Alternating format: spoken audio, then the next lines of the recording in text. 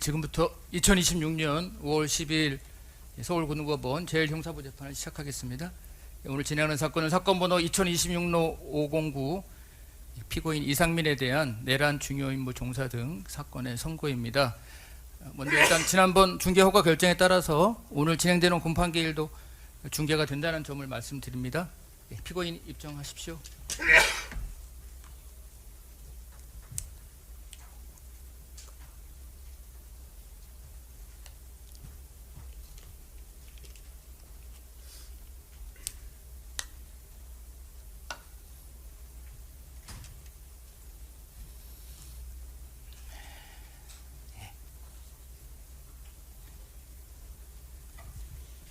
그리고 마찬가지로 이 사건은 내란, 외환, 반란 범죄 등의 형사 절차에 관한 특례법 제11조 3항에 따라 기일의 전부가 속기 녹음된다는 점도 말씀드립니다. 먼저 검찰 측에서 특별검사 나오신 분이 특별검사부 장우성 그리고 검사 정기훈, 검사 김태환 출석했습니다. 그다음에 변호인에서는 일단 김장리에서는 박종민, 이승직, 문영석, 박민선 변호사 출석했고 명륜에서 이명욱 변호사. 명륜에서는 이명욱 변호사님까지. 판결 선고는 좀 시간이 좀 소요될 것으로 보여서요. 주문 낭독을 제외하고는 피고인 착석한 상태에서 진행하도록 하겠습니다. 앉아서 들으시면 되겠습니다. 오늘 판결 선고는 공소 사실 및 원심 판단의 요지, 또 피고인과 검사의 항소 이유와 이에 대한 판단, 또 결론과 주문 순서로 말씀드리겠습니다. 먼저 이 사건 공소 사실 및 원심 판단의 요지를 말씀드리겠습니다. 이 사건 공소 사실은 크게 세 부분으로 나눌 수 있습니다. 첫 번째는 내란 중요 임무 종사로 피고인이 윤석열로부터 국회 등 주요 기관에 대한 시간대별 봉쇄 계획 및 소방청의 단전 단수 조치에 관한 내용이 포함되어 있는 문건, 이하에서는 이 사건 지시 문건이라고 하겠습니다. 이 문건을 교부받은 후에 소방청장에게 경찰과 협력하여 특정 언론사 5곳에 대한 단전 단수 조치를 시행하도록 지시함으로써 내란 중요 임무에 종사하였다는 것입니다. 두 번째인 직권남용 권리행사 방해는 윤석열로부터 특정 언론사에 대한 단전 단수 조치를 지시받은 피고인이 직권을 남용하여 소방청장으로 하여금 서울소방재난본부장에게 위 지시를 하달하게 하고, 이에 따라 일선 소방서에서 특정 언론사에 대한 단전 단수 요청에 응할 수 있는 준비 태세를 갖추게 함으로써 의무 없는 일을 하게 하였다는 것입니다.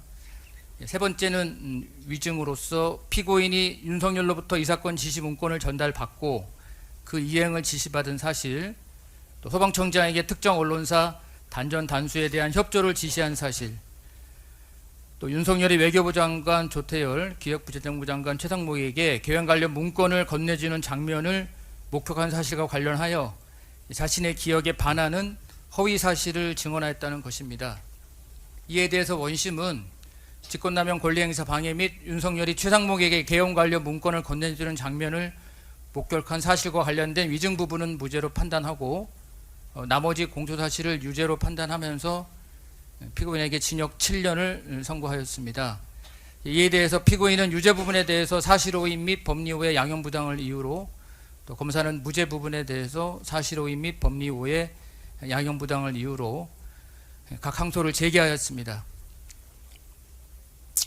지금부터는 피고인과 검사의 항소 이유와 이에 대한 판단을 말씀드리겠습니다. 먼저 피고인의 항소 이유에 대한 판단입니다. 내란 중요 임무 종사에 관한 부분부터 말씀드리겠습니다. 먼저 이 부분 관련해서 변호인 주장 중에 김용현의 헌법재판소 증인신문 조서에 관한 증거 능력에 관한 부분을 먼저 보면, 피고인은 이 부분 공소사실을 뒷받침하는 김용현의 헌법재판소 증인신문 조서가 증거 능력이 없다는 취지로 주장하고 있는데, 형사사건의 공판조서는 형사소송법 제315조 제3호에서 정한 서류로서 당연히 증거 능력이 있다는 것이 대법원의 일관된 판시입니다.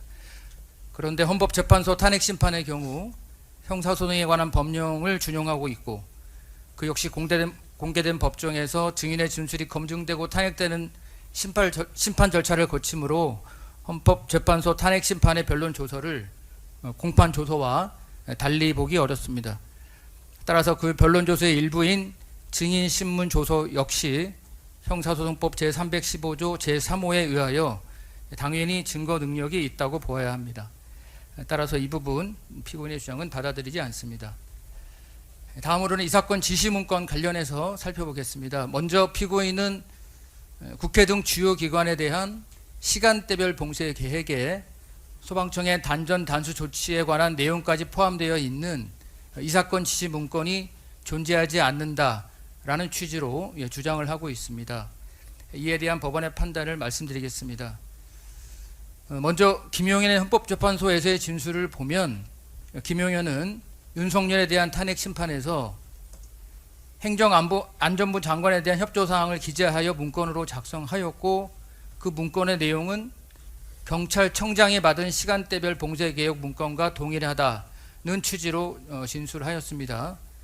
이와 같은 진술은 김용현이나 윤석열에게 유리한 내용이라고는 보기 어렵고 또 김용현이 위증죄로 처벌될 위험을 감수하면서까지 허위 진술을 할 이유가 없다고 보입니다.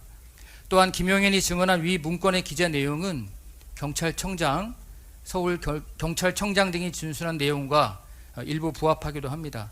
따라서 김용현의 위 진술은 신빙할 수 있습니다. 이와 같은 김용현의 진술을 바탕으로 이 사건 지시 문건의 내용 및 성격에 대해서 보겠습니다. 김용현의 진술에 의하면 피고인에 대한 협조사항을 기재한 문건은 경찰청장에게 건넨 문건과 그 내용이 동일합니다. 그리고 김용현 경찰청장, 서울경찰청장 등의 진술에 의하면 김용현이 경찰청장에게 건넨 문건에는 계엄군이 출동할 시각과 기관을 의미하는 22시 국회, 실제 적혀 있기로는 22 땡땡 동그라미로 적혀 있는데 그와 같이 읽도록 하겠습니다. 또 23시 민주당 당사, 선관위, 여론조사 꽃, MBC가 기재되어 있었습니다. 또한 위 진술들에 의하면 위 문건에는 그 외에도 계엄군이 출동할 다른 기관들과 시각, 이와 관련된 내용들이 추가로 기재되어 있었던 것으로 보입니다.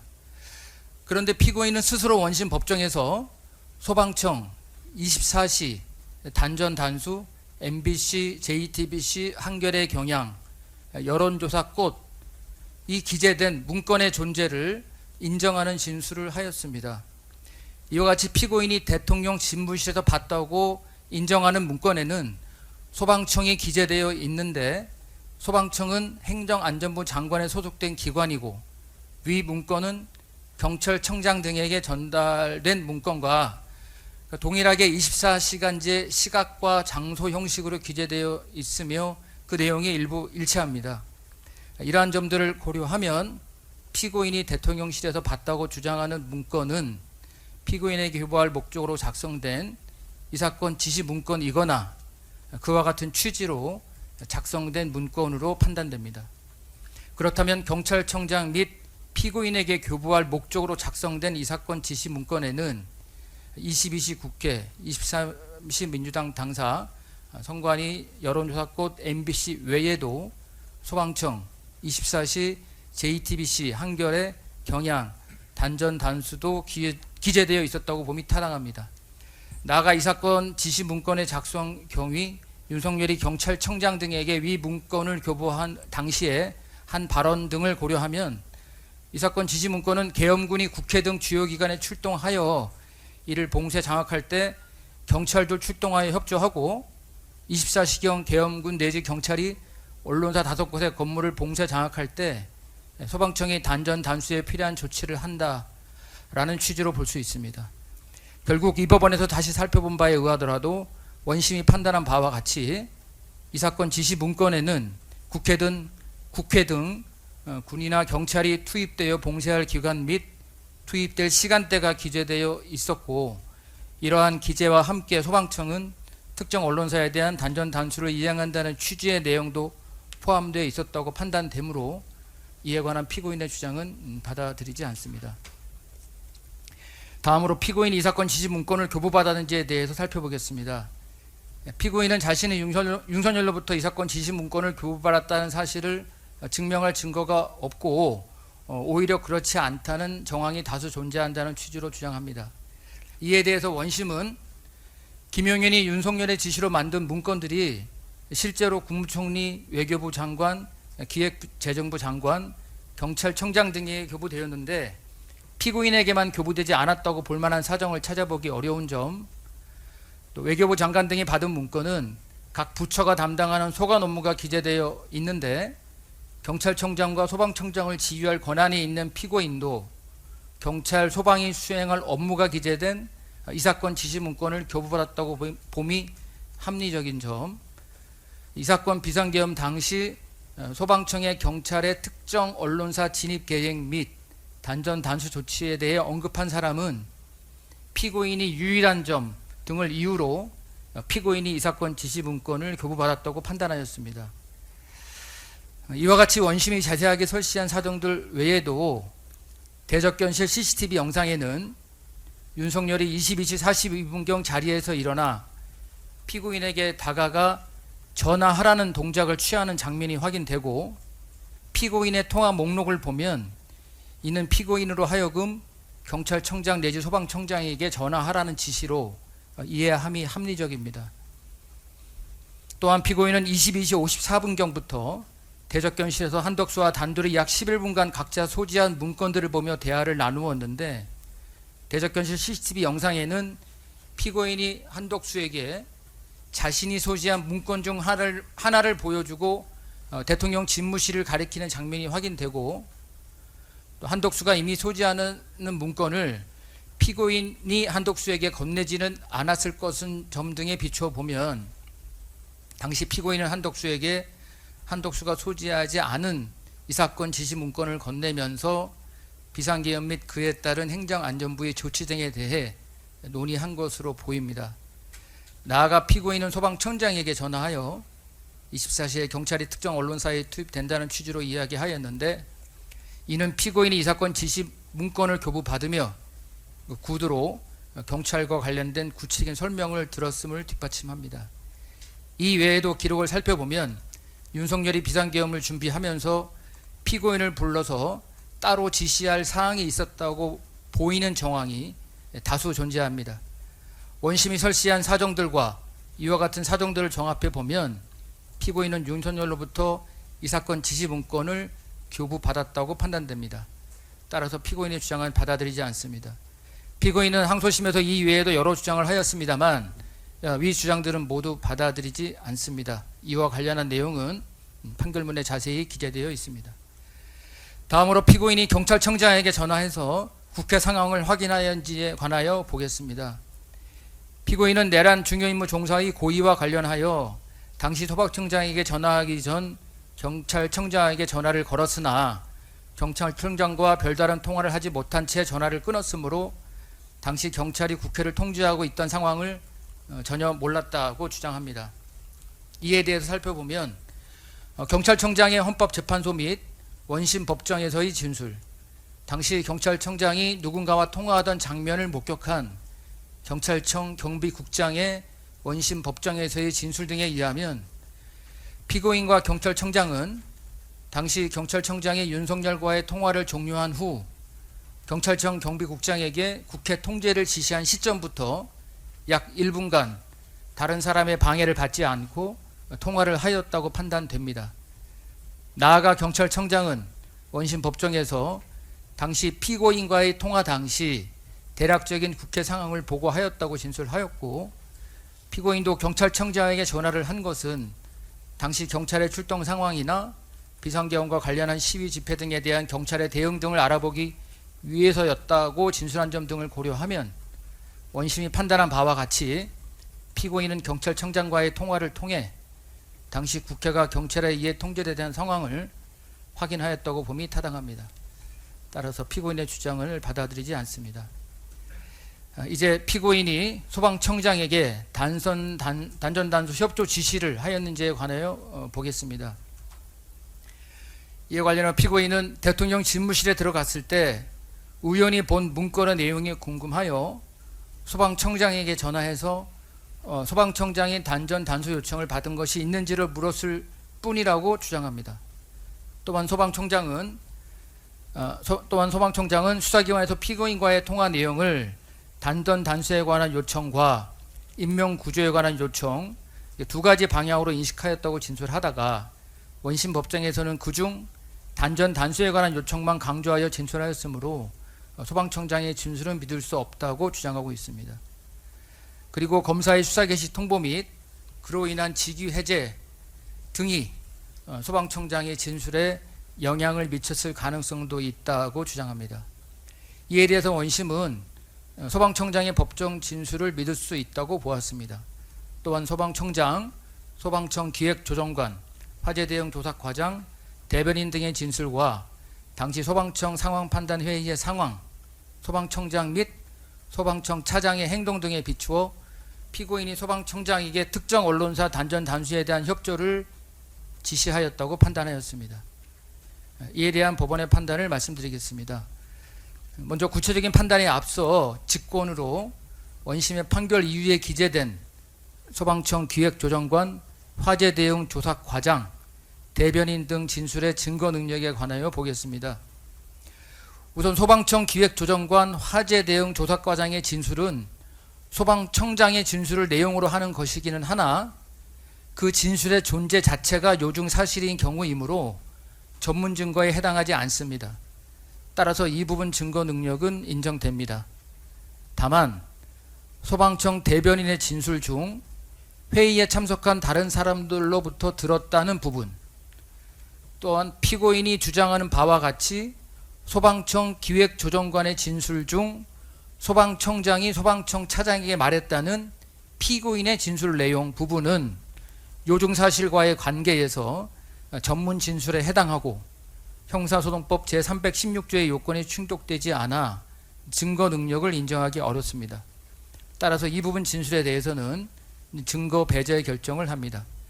그렇다면 원심이 소방청 대변인 등의 진술을 근거로 피고인과 소방청장과의 통화 내용을 판단한 것은 위법합니다. 증거 능력이 인정되지 않는 진술을 근거로 한 부분을 제외하고 원심 판단의 당부를 살펴보겠습니다. 먼저 피고인이 소방청장에게 한 발언의 내용부터 보겠습니다. 소방청장은 원심 법정에서 피고인이 전화하여 특별한 사건 사고에 소방이 출동한 것이 있는지, 또 소방이 단전 단수 요청을 받은 것이 있는지를 묻고 한겨레, 경향, MBC, JTBC, 김어준의 뉴스 공장과 같은 특정 언론사를 언급한 다음 24시에 경찰이 그곳에 투입된다, 경찰에 요청이 오면 서로 협력해서 적절한 조치를 취해라는 내용으로 말을 하였다고 진술하였습니다. 이러한 소방청장의 진술은 원심 법정에 이르기까지 일관되어 있고 직접 경험하지 않았다면 진술하기 어려운 사실들입니다. 소방청장은 직접 경험한 부분과 이를 토대로 자신이 이해한 부분을 구분하여 진술하고 있고 그 자체로 비합리적이거나 모순되는 부분이 없습니다.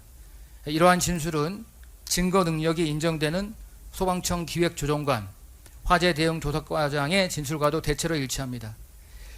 이와 같이 소방청장의 진술의 신빙성이 인정되고 수사 개시 통보 이전부터의 진술과도 일치하는 이상 피고인의 주장처럼 소방청장에 대하여 수사 개시 통보가 이루어졌거나 직위 해제가 이루어진 사실, 또 나아가 불기소 처분이 이루어진 사실이 진술에 영향을 미쳤다고 보기는 어렵습니다. 따라서 피고인의 이 부분 주장은 받아들이지 않습니다. 다음으로 피고인이 소방청장이 한 발언의 의미, 즉 피고인이 소방청장에게 단전 단수 협조 지시를 한 것인지를 살펴보겠습니다. 피고인은 일반적인 상황에서는 상정하기 어려운 특정 언론사에 대한 단전 단수 요청, 경찰의 투입 등을 언급하면서 이에 대한 소방청의 주의를 당부하지 않은 채 사실상 경찰의 요청에 따를 것만을 지시하였습니다. 또한 피고인은 앞서 본 바와 같이 윤석열로부터 이 사건 지시 문건을 통해 특정 언론사에 대한 단전 단수 협조 지시를 받았음이 인정되므로 피고인이 소방청장에게 전화를 건 목적은 이 사건 지시 문건의 내용을 이행하기 위해서였습니다. 이와 같이 피고인이 소방청장에게 한 발언의 전체적인 내용과 취지, 전후 문맥, 전화를 건 동기 등을 종합하면 피고인이 소방청장에게 경찰이 24시에 특정 언론사에 투입되니 경찰의 요청이 오면 서로 협력해서 적절한 조치를 취하라고 말한 것은 특정 언론사 투입과 관련하여 경찰의 단전 단수 요청이 오면 이에 협조하라는 지시를 한 것으로 판단됩니다. 소방청장 역시 원심 법정에서 피고인의 발언을 위와 같은 취지로 이해하였다고 수차례 진술하였습니다. 또한 소방청장은 피고인과의 통화를 마치자마자 소방청 차장과 단전 단수가 소방청의 업무에 포함되는지 논의하였고, 이러한 논의 끝에 소방청 차장은 서울소방재난본부장에게 전화해 포고령을 언급하며 경찰과의 협조를 강조하였습니다. 나아가 비상계엄 이후 소방청에서 작성한 문건을 보더라도 소방청장이 피고인이 한 발언의 의미를 불법적인 것으로 이해하였음을 뒷받침합니다. 한편 소방청장은 원심 법정에서 피고인의 발언을 단전 단수에 관한 요청과 인명 구조에 관한 요청, 이렇게 두 가지 방향으로 인식하였다고 진술한 바 있고, 피고인은 이 부분을 중점적으로 다투고 있습니다. 그러나 소방청장의 구체적인 진술과 당시 소방청장의 태도, 관련자들의 진술 등에 비추어 보면 소방청장이 피고인과 통화하면서 경찰이 특정 언론사에 투입되면 인명피해 등이 발생하여 경찰의 요청이 있을 수 있겠구나라는 라고 인식한 것은 소방공무원으로 수십 년 동안 근무한 경험 및 직무 등에 비추어 스스로 떠올린 것에 불과하다고 판단됩니다. 설사 그렇지 않다고 하더라도 단전 단수 과정에서 인명구조 요청사항이 발생할 수도 있으므로 이러한 소방청장의 두 가지 방향의 인식 내용이 양립 불가능하다고 보기도 어렵습니다. 결국 이 법원에서 다시 살펴보아도 원심이 판단한 바와 같이 피고인은 소방청장에게 특정 언론사 단전 단수에 대한 협조를 지시하였다고 판단되므로 이에 관한 피고인의 주장은 받아들이지 않습니다. 다음으로 피고인의 고의와 국헌문란의 목적에 대하여 보겠습니다. 피고인은 이 사건 비상계엄 선포가 그 요건을 구비하지 못하였다거나 국헌문란의 목적을 가졌다는 것을 곧바로 알 수 없었고, 미필적 인식만으로 국헌문란의 목적을 인정할 수 없다는 주장을 하고 있습니다. 이에 대한 법원의 판단은 다음과 같습니다. 먼저 내란 중요 임무 종사의 고의에 대해서는 비상계엄은 전시 사변 등 국가 비상사태로 행정 및 사법 기능의 수행이 현저히 곤란한 경우에 병력으로서 군사상 필요에 응하거나 공공의 안녕 질서를 유지할 필요가 있을 때 선포할 수 있습니다. 그런데 윤석열이 주장한 여러 건의 탄핵 소추안 발의나 예산 삭감 등의 사유는 평상시에 헌법 질서로 대처할 수 없는 국가 비상사태가 발생한 것으로 평가할 수 없습니다. 따라서 이 사건 비상계엄은 실체적 요건을 갖추지 못하였습니다. 피고인은 당시 윤석열로부터 직접 비상계엄 선포 계획을 들었고, 다른 국무위원들과 비상계엄에 대해 우려하는 대화를 나누었으며, 또 헌법을 검색하며 비상계엄의 요건을 찾아보았습니다. 당시 조태열과 최상목이 윤석열에게 직접 비상계엄에 반대한다는 취지로 말하는 것도 지켜보았습니다. 피고인 스스로도 당시 윤석열에게 지금 상황에서 계엄은 국민들이 납득하지 못할 것이라고 말하였다고 주장하고 있기도 합니다. 따라서 피고인은 당시 상황이 비상계엄을 선포할 상황이 아니었고, 비상계엄 선포에 위법적인 요소가 있음을 충분히 인식하고 있었다고 판단됩니다. 앞서 본 바와 같이 피고인은 윤석열로부터 이 사건 지시문건을 받았음이 인정됩니다. 따라서 피고인은 이 사건 지시문건을 교부받으면서 계엄군 등이 해당 기관에 투입될 것임을 인식하였다고 보아야 합니다. 또한 피고인은 이 사건 비상계엄 선포 직후 대적견실에서 한덕수와 단둘이 대화를 나눌 때 당시 한덕수가 소지하고 있던 이 사건 포고령에 관하여도 대화를 나눈 것으로 보입니다. 그런데 이 포고령은 대의민주주의와 지방자치제도, 정당제도를 부인하고 영장주의에 위배되며 헌법상 보장된 국민의 기본권을 침해하는 내용이었으므로 이러한 점에서도 피고인은 이 사건 비상계엄 선포 및 그 후속 행위에 위헌 위법적 요소가 있음을 인식하였다고 판단됩니다. 그럼에도 피고인은 경찰청장과의 통화를 통해 당시 국회 통제 상황을 확인한 다음 윤석열로부터 지시받은 대로 소방청장에게 전화하여 언론사 단전 단수에 대한 협조를 지시하였습니다. 언론사에 경찰이 투입되고 그 과정에서 단전 단수 조치가 이루어진다면 헌법상 보장하고 있는 언론 출판의 자유가 저해됨은 자명합니다.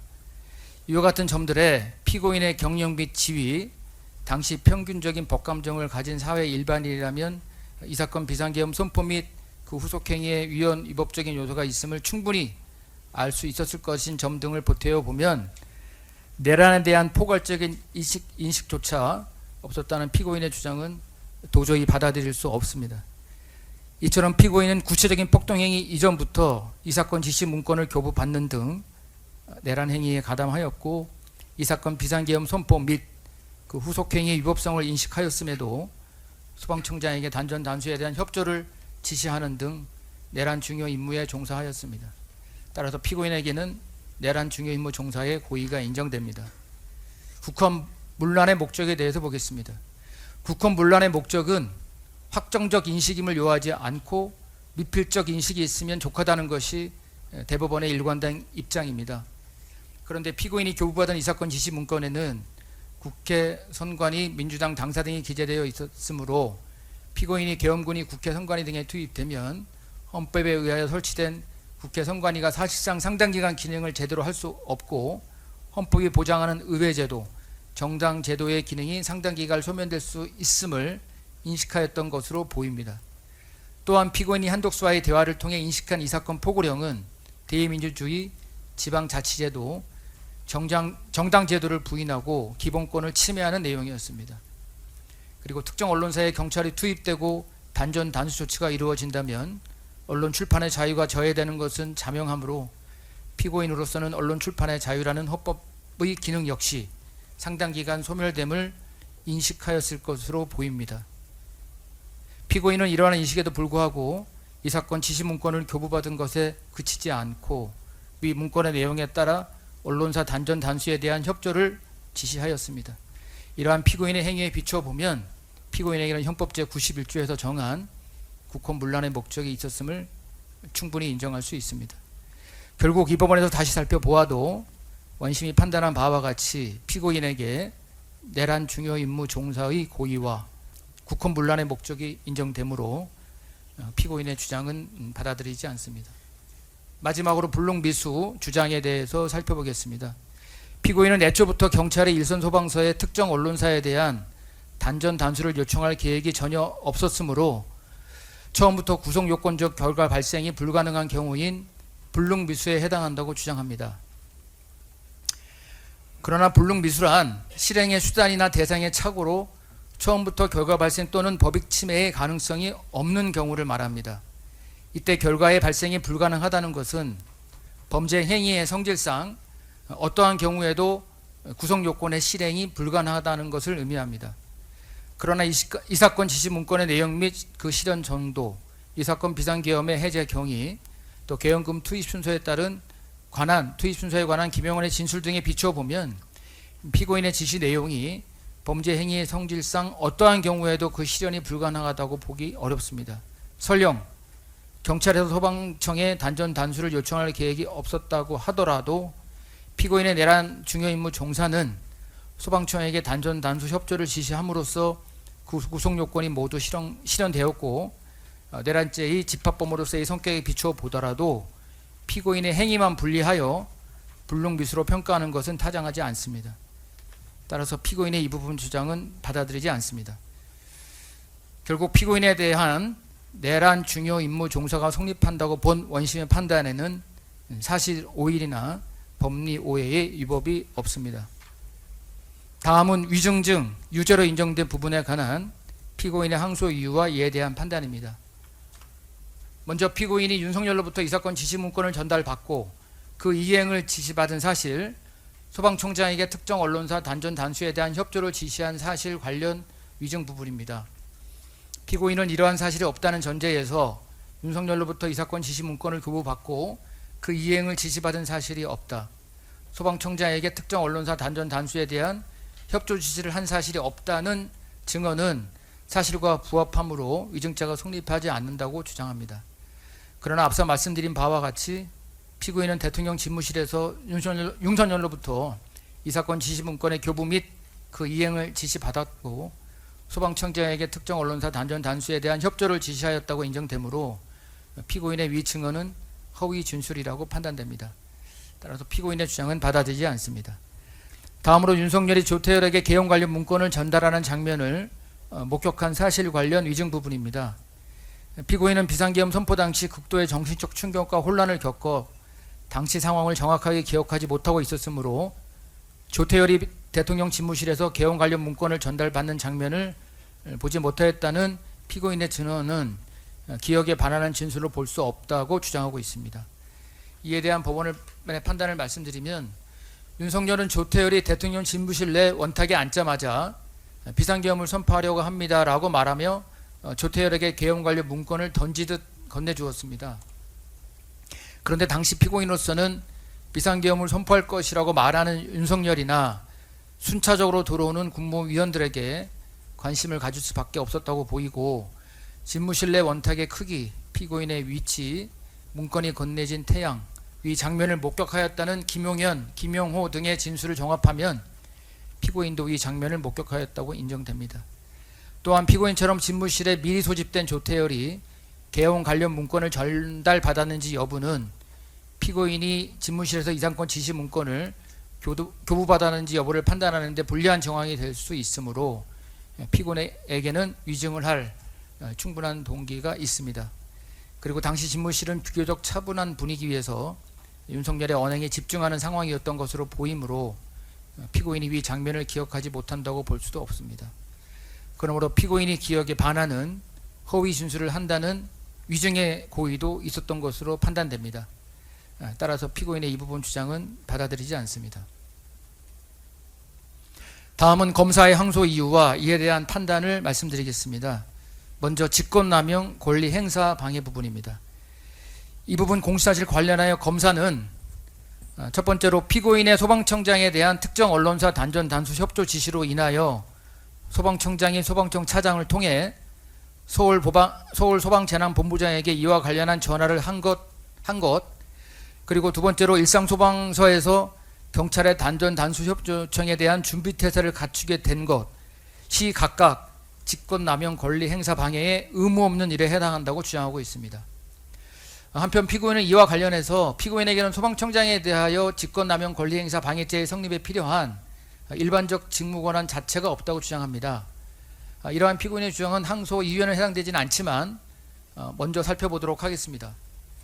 구정부조직법 및 행정안전부 장관의 소속 청장 지위에 관한 규칙 등과 이 사건 쟁점과 관련된 소방청장, 서울소방재난본부장의 원심법정 진술 등에 의하면 행정안전부 장관은 관련 규정에 따라 소속청인 소방청장을 지휘할 수 있는 권한이 있고 이것이 남용될 경우 소방청장으로 하여금 사실상 의무 없는 일을 하게 하기에 충분하다고 인정되므로 피고인은 소방청장에 대하여 일반적 직무 권한을 가진다고 판단됩니다. 피고인 주장의 근거로 들고 있는 피고인에 대한 헌법재판소의 탄핵 사건 결정은 본 사안에 적용될 수 있는 결정내는 아니라고 보입니다. 따라서 피고인의 이 부분 주장은 받아들이지 않습니다. 이제 검사의 항소유예에 대한 판단을 말씀드리겠습니다.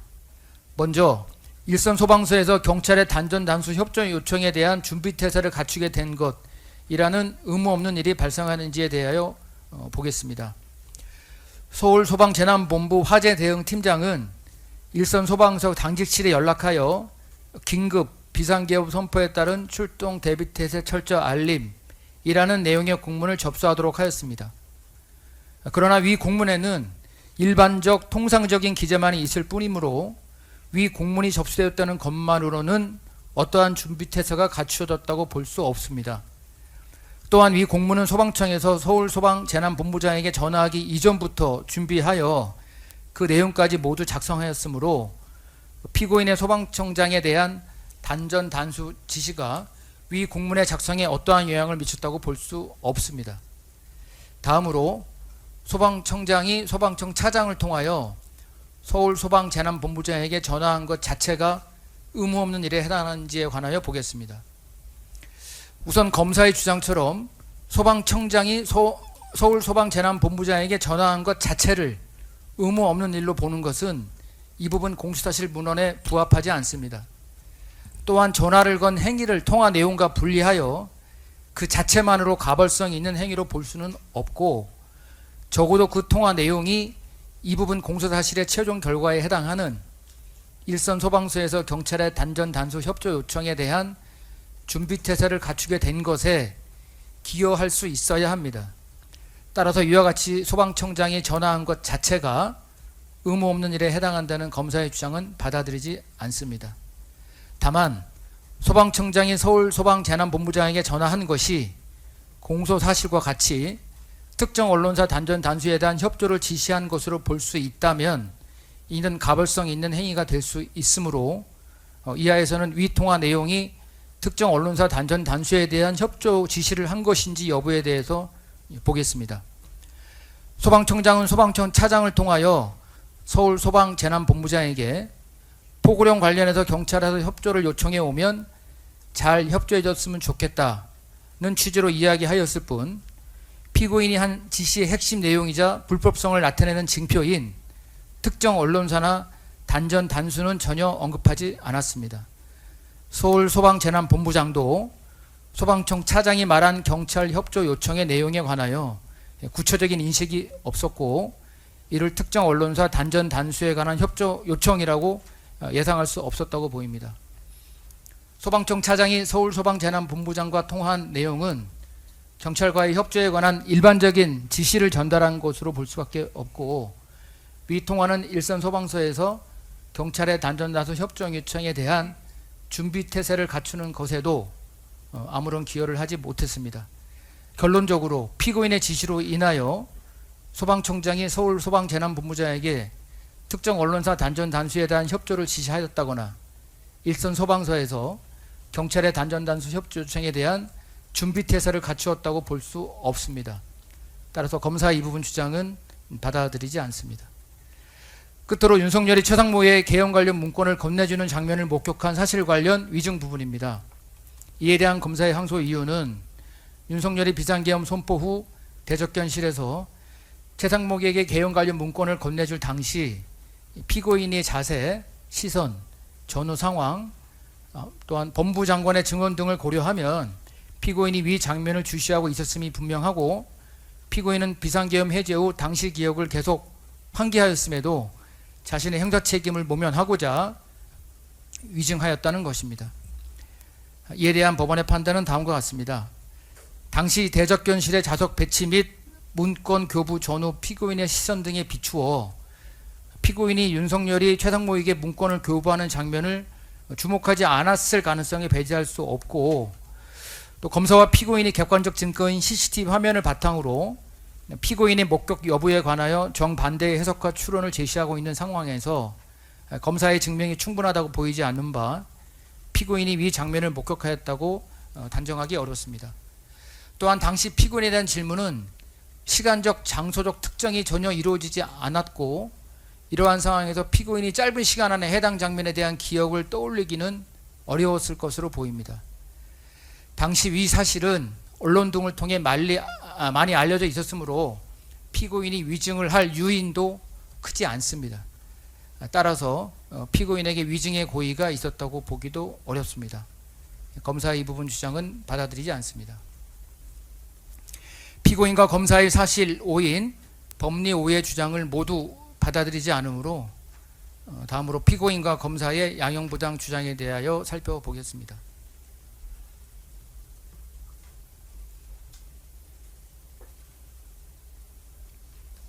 먼저 원심이 피고인에 대한 양형의 이유로 설시한 사정 중에서 피고인이 윤석열, 김용현 등의 내란 행위에 관하여 이 사건 비상계엄 선포일 이전에 이를 모의하거나 예비한 정황은 발견되지 않는 점, 피고인이 단선 단수 조치의 실행을 주도적으로 계획한 것으로 보이지 않는 점은 피고인에게 유리한 사정으로 참작될 수 있습니다.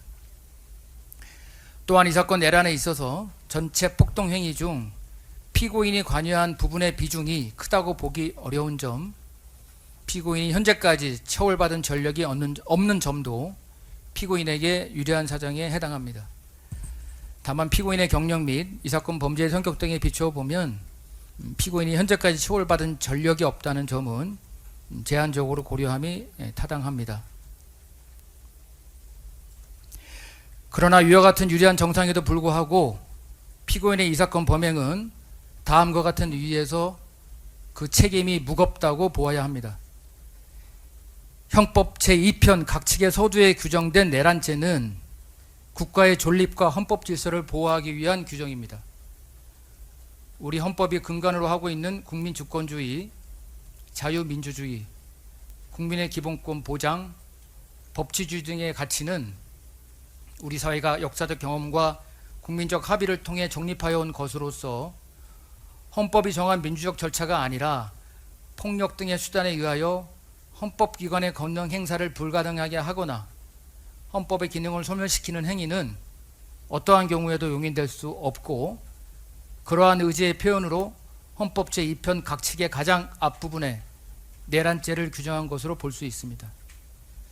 만약 내란이 성공하여 국민적 합의로 성립한 현재의 헌법질서가 폭력에 의하여 무너지게 되면 이를 원래대로 회복한다는 것은 대단히 어려운 일이 될 것이고, 그로 인하여 우리 사회가 치러야 할 대가는 상상할 수 없을 정도로 막대합니다.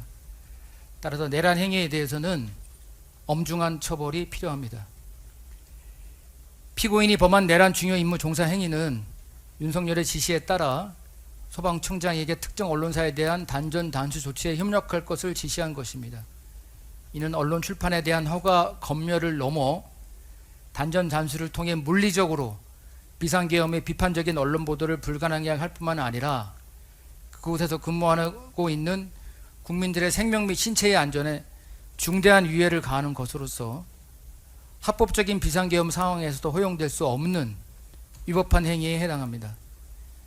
피고인은 이 사건 비상계엄 선포 당시 행정안전부 장관으로서 국민의 안전과 재난관리 업무를 총괄 조정하는 지위에 있음에도 불구하고 소방청장에게 특정 언론사에 대한 단전 단수 조치에 협력하라는 위법한 지시를 하였습니다. 국민의 안전과 재난관리를 책임지는 피고인의 지위에 비추어 피고인의 범행은 그 재책이나 비난의 정도가 매우 무겁다고 보아야 합니다. 피고인은 당시 국방부 장관과 더불어 대통령에게 계엄의 선포나 그 해제를 건의할 수 있는 2인 중에 1인이었으므로 비상계엄의 요건을 정확히 파악하여 대통령을 보좌하여야 하는 지위에 있었습니다. 그런데 앞서 본 바와 같이 이 사건 비상계엄 선포는 그 요건을 갖추지 못하여 위법성이 명백하고 피고인도 이를 잘 알고 있었던 것으로 보입니다. 그럼에도 피고인은 본인에게 부여된 헌법상 법률상의 막중한 책임과 지위를 외면한 채 오히려 위법한 비상계엄을 정당화하고 이를 유지하는 데 중요한 수단이 되는 이 사건 내란 중요 임무 종사 배명을 저질렀습니다. 더군다나 피고인은 수사기관 이래부터 항소심에 이르기까지 여전히 이 사건 비상계엄 선포를 용인하는 듯한 태도를 보이거나 자신의 법적 책임을 애써 눈 감고 회피하려는 태도로 일관하고 있는 바, 이러한 점에서도 피고인에 대한 비난 가능성은 매우 크다고 할 수 있습니다. 설령 피고인이 비상계엄에 반대하였거나 이를 적극 만류하였다고 하더라도 피고인은 이 사건 비상계엄 선포 후 특정 언론사 단전 단수에 대한 협조 지시를 이행할지 여부를 스스로 결정할 수 있는 지위와 권한, 그리고 시간이 있었음에도 결국 최후의 순간에는 위헌 위법한 지시에 따를 것을 스스로 선택하였다고 볼 수밖에 없으므로 그 책임의 정도를 달리 볼 수는 없습니다.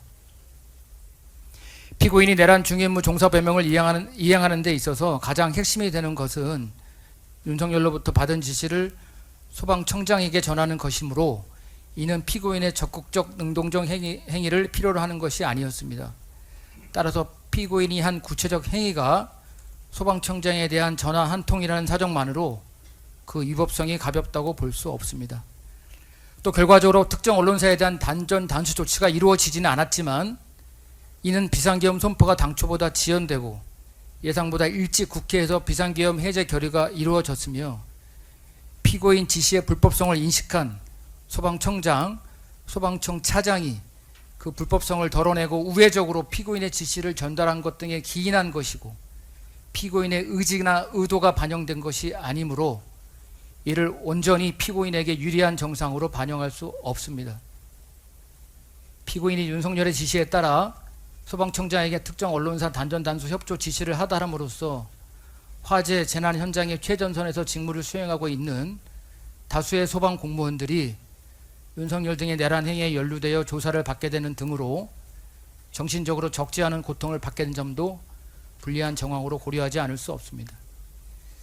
피고인이 단전 단수 협조 지시를 직접 하였을 뿐만 아니라 이 사건 비상계엄 위법성에 대해서도 잘 알고 있었음에도 불구하고 수사기관 이래 항소심에 이르기까지 동일한 주장을 반복하면서 이를 전면 부인하는 등 범행 후의 정황이 좋지 않은 점도 양형에 있어서 불리한 사정으로 고려됨이 타당합니다. 나아가 피고인이 범한 위증죄의 경우에도 피고인이 자신의 내란 중요 임무 종사 범행의 실체적 진실을 은폐하기 위하여 증언 거부권을 포기하고 적극적으로 위증을 하였다는 점에서 그 위법성의 정도가 결코 작다고 볼 수 없습니다. 따라서 원심의 형은 가벼워서 부당하다고 판단합니다. 이에 대한 검사의 주장은 이유 있습니다.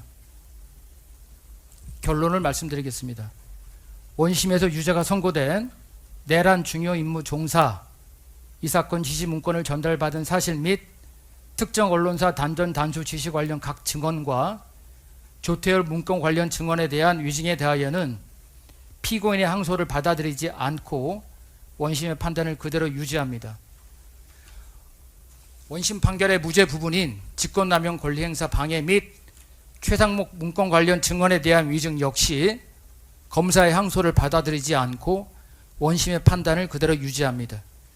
다만 앞서 말씀드린 바와 같이 원심의 형은 가볍다고 판단되므로 검사의 양형부당 주장을 받아들이고 피고인의 양형부당 주장은 받아들이지 않습니다. 따라서 관여법관의 일치된 의견으로 원심 판결의 유죄 부분을 이유 무죄 부분을 포함하여 파기하고 변론을 거쳐 판결하며 원심 판결의 무죄 부분 중 직권남용 권리행사 방해의 점에 관한 검사의 항소를 기각합니다.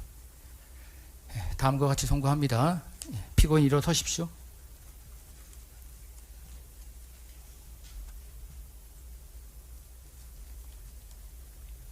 주문. 이유 무죄 부분을 포함하여 원심 판결의 유죄 부분을 파기한다. 피고인을 징역 9년에 처한다. 원심 판결의 무죄 부분 중 직권남용 권리행사 방해의 점에 관한 검사의 항소를 기각한다. 오늘 선고한 판결에 불복이 있으면 오늘부터 7일 이내에 대법원에 상고할 수 있고 상고장은 이 법원에 제출하여야 합니다. 구치소에 있는 동안은 구치소장에 제출하여도 됩니다. 이상 판결의 선고를 마치겠습니다.